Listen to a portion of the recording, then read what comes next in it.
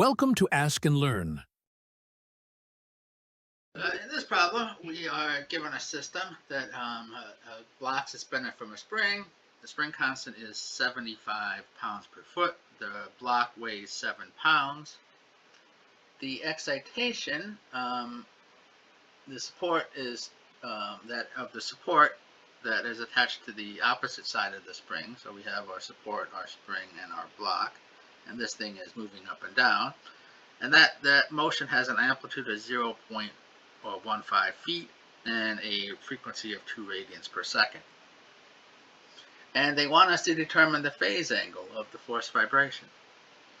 Well, we can do that quickly just by looking up the formulas in the book. So we can first find the natural frequency, converting the weight to a mass, and that turns out to be 18.6 radians per second. So you can see that we're very well below the natural frequency here.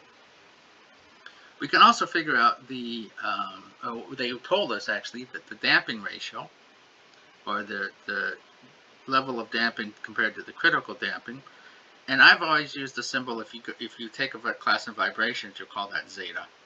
And so zeta is 0.8, which is actually a lot of damping, a very highly damped system. Not over damped, but again, this thing is going to decay very fast.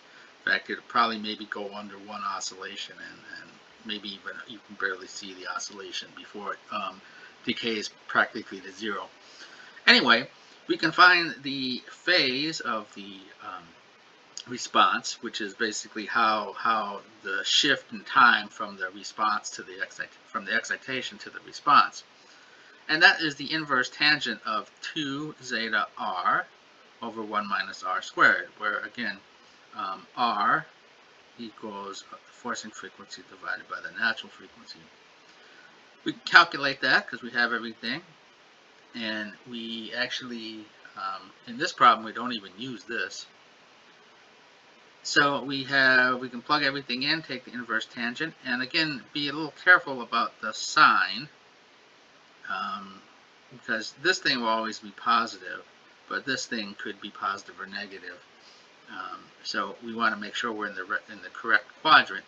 In this case, we wind up with an answer of 9.89 degrees, and that's in the first quadrant, and that was what we would expect because r is much less than 1. So this is positive, so our tangent, our angle should be somewhere in this first quadrant. So again, you just got to be careful when you're taking inverse tangents on your calculator to make sure you get it into the right quadrant.